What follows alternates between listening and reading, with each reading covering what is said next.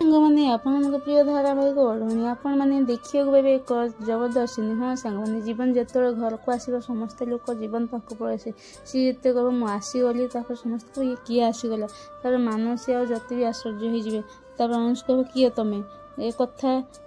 ତାପରେ ଜୀବନ କହିବ ତମେ କ'ଣ ନିଜ କଥା ନିଜ ମୁହଁରେ ନିଜେ ପ୍ରଶଂସା କରିବା ଇଜ୍ଜତଦାର ନଟ୍ ବୟ ଥ୍ୟାଙ୍କ୍ସ ୟୁ।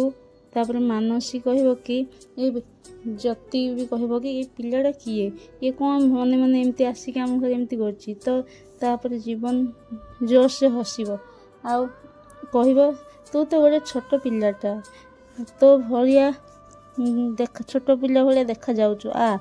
ମୋ ଔକାତ ତ ତୁ ପରଖି ପାରିବୁନି। ନାଇଁ ହଉ ମୋ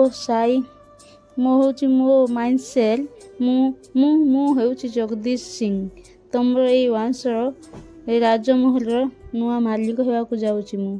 ଜେଜେମା ଆଉ ମାନସୀ ଜେଜେବାପା ଜୀବନର ବାପା ମା ସମସ୍ତେ ଆଶ୍ଚର୍ଯ୍ୟ। ସତରେ କ'ଣ ଇଏ ଆମ ୱାନ୍ସକୁ କିଣି ନେବାକୁ ଆସିଛି। ତାପରେ ଜୀବନ ଦାଦା ବି ରାଗିକି ପୁରା ଜର୍ଜର ହେବେ। ସମସ୍ତଙ୍କ କଥା ଶୁଣି ମାଲିକ ହେବାକୁ ଯାଉଛି। ତାପରେ ଜେଜେମା ଏ କଥା ବି ବହୁତ ରାଗିଯିବେ। ସମସ୍ତେ ଏମିତି କି ଚମକି ପଡ଼ିବେ। ତାପରେ କ'ଣ ତାପରେ ଜୀବନ କହିବ ଅନୁଷ୍କାକୁ ତମେ କ'ଣ ଚମକି ପଡ଼ିଲ କି କାହିଁକି? ମୁଁ ଏ ୱାନ୍ସକୁ କିଣିବାକୁ ଆସିଛି, କାହା ଇଜ୍ଜତ କିଣିବାକୁ ଆସିନି। ତାପରେ ଏସବୁ ଦେଖିକି ଜୀବନକୁ ଦେଖି ଆଶ୍ଚର୍ଯ୍ୟ ଯିବେ ପିଲାଟା ମୋତେ ଏତେ କଥା କହୁଛି।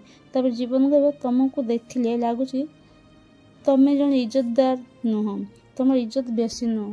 ହଁ ସେ କଥା ଶୁଣି ଆଶ୍ଚର୍ଯ୍ୟ ଯେ ଲୋକ ମୋତେ ଏମିତି କରିଦେବେ। ସେ ଯଦି ଜାଗା କିଣିବାକୁ ଘର କିଣିବାକୁ ଆସିଛି ମୋତେ ଏତେ କଥା କ'ଣ ପାଇଁ କହୁଛି। ହଁ ସାଙ୍ଗମାନେ ଆପଣମାନଙ୍କୁ କ'ଣ ଲାଗୁଛି ଜୀବନ କ'ଣ ସତରେ ଜିତି ପାରିବ ତ?